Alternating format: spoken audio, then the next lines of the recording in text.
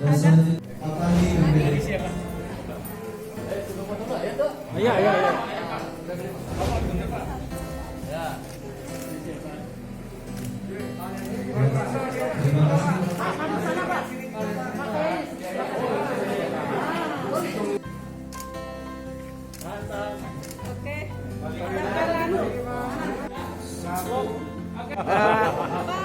Pak, sebelah sini, Pak. Mas Ekta.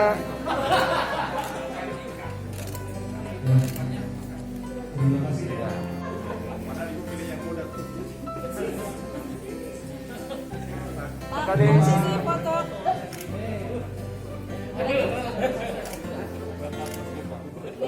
Tertinggi Pak kuningnya.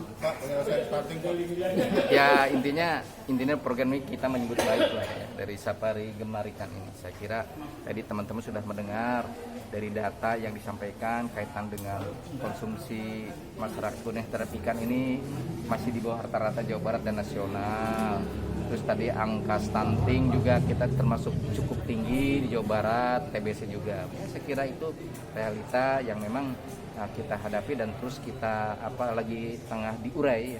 Mudah-mudahan dengan sering yang disampaikan, sinergitas yang terbangun antar SKPD, saya kira insya Allah lah ya.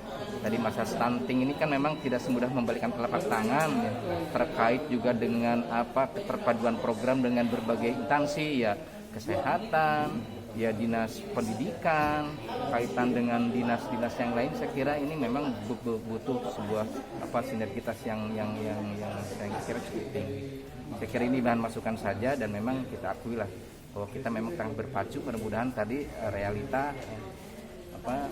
persoalan-persoalan yang tadi disampaikan ini mungkin akan kita segera tangani secepatnya.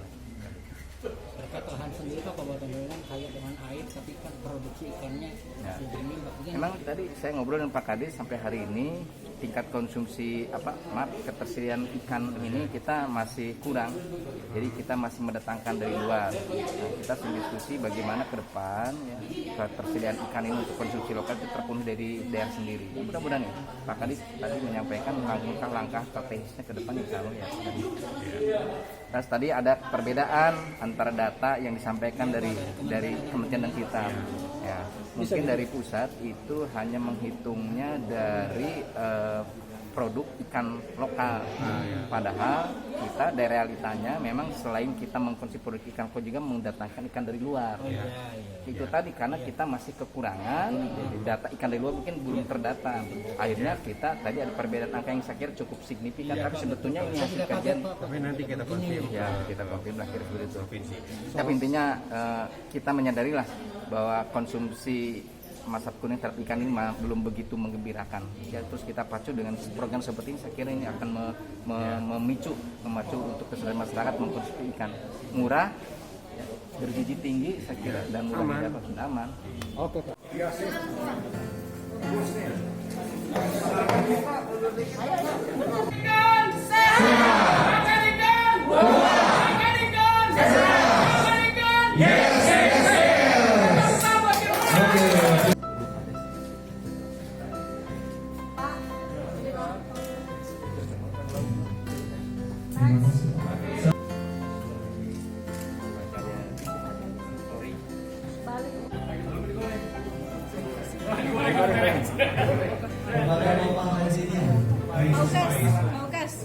Stunting. Tadi dikatakan oleh Ibu sepertinya terjadi perbedaan antara angka stunting di pusat dengan di Kabupaten Kuningan. Ini gimana? Ya, kalau terjadi perbedaan itu karena kalau kami itu menghitungnya adalah bukan semata-mata dari statistik, base-nya statistik, tapi kita tambahkan juga angka yang di luar itu. Seperti gini, kalau misalnya Bapak Ibu lagi di sensus kan di rumah, tapi kalau di luar rumah yang jajan kan itu tidak terhitung gitu. Nah, menggunakan itu, tapi ternyata memang di daerah lebih tinggi mungkin. Kalau kami kan melihatnya mungkin ini hanya bukan cara ya. Cara sih kami melihatnya ada perhitungan basic basic data yang berbeda saja. Biasa kalau kami dengan jujur kami di pusat menghitung selalu dengan daerah itu ada perbedaan, tidak pernah sama. Tapi prinsipnya adalah bahwa angka yang rendah itu harus kita support untuk bisa meningkat. Itu aja sih poin pentingnya. Jadi kita tidak mempermasalahkan perbedaan angka itu, tapi itu kan rendah, jadi harus ditinggiin, itu aja. Korelasi ikan dengan stunting ini seperti apa sih Bu gambarannya? Jadi kan stunting itu anak yang gizinya buruk sehingga pertumbuhannya tidak seperti anak-anak normal. Ikan ini mempunyai protein yang cukup lengkap dan mudah diabsorb oleh tubuh, itu yang paling penting. Dan dia itu untuk pembentukan otak karena dia ada omega 3, itu yang paling penting. Kalau anak-anak yang tidak diberi ASI kemudian minum susu formula, itu kan ada tulisannya omega 3. Itu sebetulnya fortifikasi dari ikan, omega 3-nya ikan gitu. Jadi kenapa harus minum susu formula? Kasih aja ASI, makanin ikan gitu. Beres kan gitu. Jadi gitu. Target nasional sendiri penyelesaian 2001. Kalau ini kan nggak bisa dari kementerian sendiri. Ini memang sudah menjadi programnya pemerintah. Salah satu yang menjadi supporter kami adalah salah satu bagian yang ikut mendorong. Itu sebetulnya tanggung jawab ada di Kementerian Kesehatan, tapi terus kami semua yang teknis ini diminta untuk mensupport.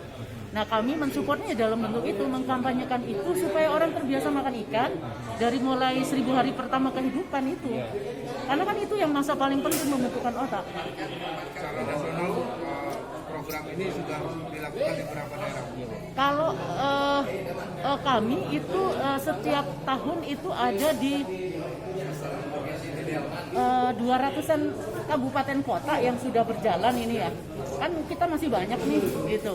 Jadi Kuningan baru ini. Ya, tahun kemarin kan sama beliau ada di wilayah lain. Jadi Kuningan baru ini. Kuningan berapa titik?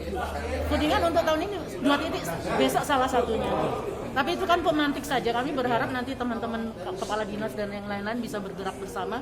Makanya kenapa salah satunya di Ponpes ini kan, Ponpes itu kan bisa mempengaruhi banyak. Kalau anak-anak pondok pesantrennya yang mondok di sini, tapi orang tuanya, keluarganya itu kan nanti efek dominonya luar biasa gitu. Oke Bu. Ya, Ines Rahmania, saya Direktur Logistik dari Dijen PDSPKP KPP. Ya, pemuatan daya saing produk kelautan dan perikanan, Kementerian Kelautan dan Perikanan.